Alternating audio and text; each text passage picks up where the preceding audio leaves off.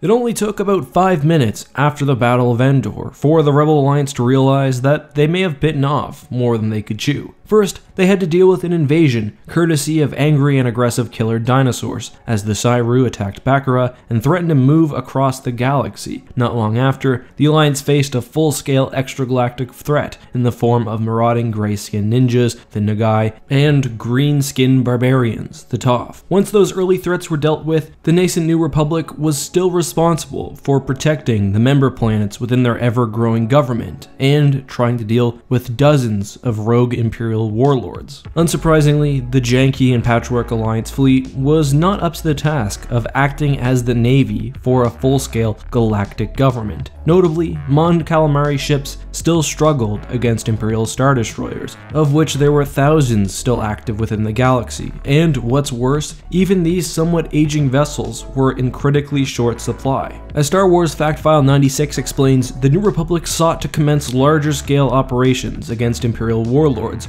but their fleet, which was comprised mostly of small vessels like Nebulon Bs and Corellian gunships, was more or less obsolete. The goal was to have a new navy, where Mon Calamari cruisers represented the backbone of New Republic fleets, rather than sparingly used assets. So, 6 months after Endor, an order for the MC90 Mon Cal cruiser was put into the Mon Cal shipyards. Unfortunately, it would take 4 years for the first MC90 to roll off the assembly line. Thankfully, the Mon Calamari were able to offer the MC80B, a new line of heavy cruisers, which would serve as a temporary replacement, ready for service in 6 months. It's unclear exactly how these ships were produced, or why they didn't enter service during the actual war. Classic MC80s were converted starliners, and the Essential Guide to Vessels and Vehicles confirms that the MC90, not the MC80B, was the first purpose-designed Mon Cal warship. So it seems likely that what distinguished the MC80B from the classic MC80 was simply a better refit. The classic MC80B that we often see is the Mon Remonda, which has that distinctive tail, but there's nothing to indicate that all MC80Bs were in this style. Fact File 96 specifically states that MC80Bs were given reinforced hull plating, augmented shield generators, and a larger fighter complement, again suggesting that the main advancements were in components rather than actual ship design. And given thus that MC80Bs began their lives as passenger ships, they still contained some of the problems of traditional Mon Cal cruisers. Primarily, they were designed for Mon Calamari physiology, which made the ships uncomfortable to other alien types, including humans. The bridge crew, at least on most Mon Calamari cruisers, were thus typically Mon Calamari themselves. Let's look at capabilities.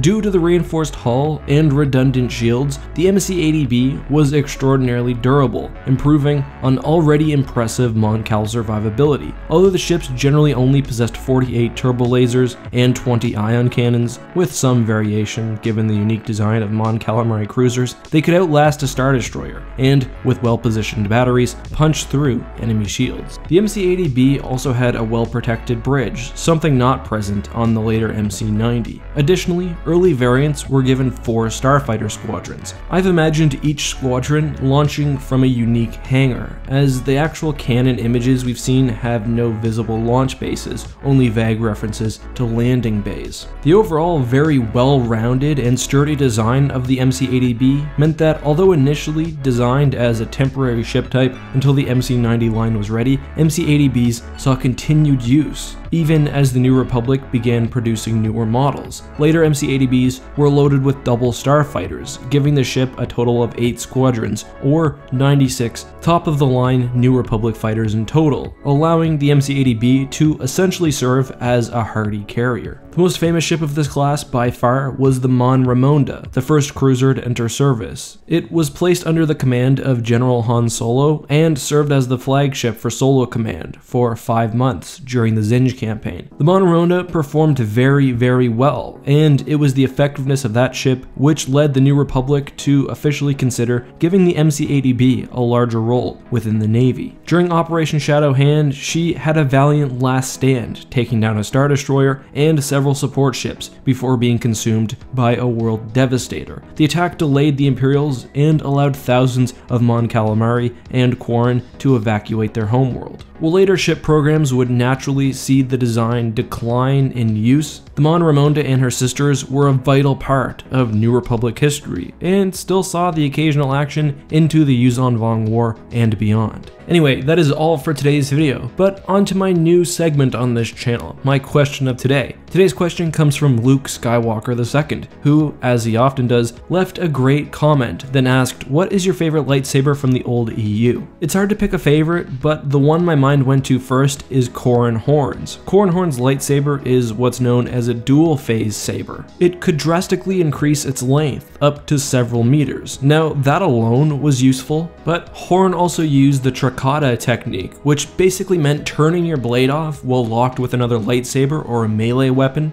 causing the opponent to basically overswing and be vulnerable. Corran first used this technique in a sparring match against Mara Jade, where he was successful. Then, when combined with his dual phase technique, killed Shaydao Shai in one of the most famous duels in Star Wars Legends history. What do you guys think of my answer, and what's your favorite Star Wars Legends EU saber? Let me know that, and of course, any questions you'd like to see me tackle at the end of next video. Anyway, until next time guys, this has been Eckhart's Ladder. May the Force be with you.